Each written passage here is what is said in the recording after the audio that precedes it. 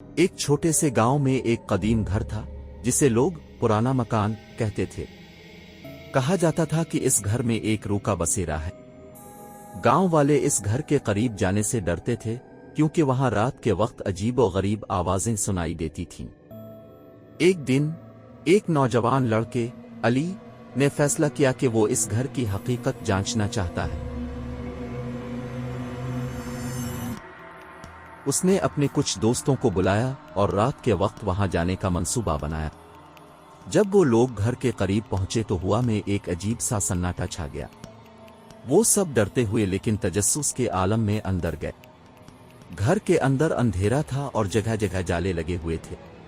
अचानक एक कमरे से हंसने की आवाज आई। अली और उसके दोस्तों ने एक दूसरे की तरफ देखा लेकिन हिम्मत करके आगे बढ़ने का फैसला किया। जैसे ही वो कमरे में दाखिल हुए उन्हें एक पुरानी तस्वीर मिली जिसमें एक खूबसूरत लड़की की तस्वीर थी। उनके करीब आने पर तस्वीर की आंखों से आंसू बहने लगे। सब खौफ से कांपने लगे। इसी लम्हे एक सद हुआ का झोंका आया और कमरे का दरवाजा जोर से बंद हो गया।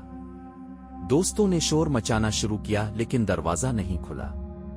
फिर अचानक वही लड़की की रूह उनके सामने आई। इसकी आंखों में दुख और खालीपन था। इसने अली की तरफ इशारा किया और एक आवाज सुनाई दी, मुझे रिहाई दो, मैं इस दुनिया में कैद हूं। अली को समझ आ गया कि वो इस रूह की मदद कर सकता है।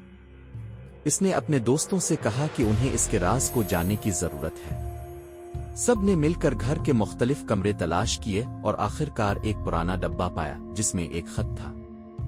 खत में लिखा था कि इस लड़की ने मोहब्बत की खातिर अपनी जान दी लेकिन इसका दिल टूट गया और उसकी रूह को सुकून नहीं मिला। अली और उसके दोस्तों ने इस लड़की की कहानी को समझा और उसकी याद में एक चिराग रोशन किया।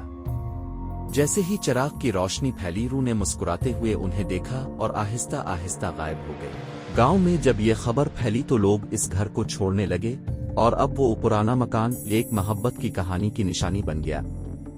अली और उसके दोस्तों ने एक नई शुरुआत की जहां खौफ की जगह मोहब्बत और सुकून ने ले ली थी।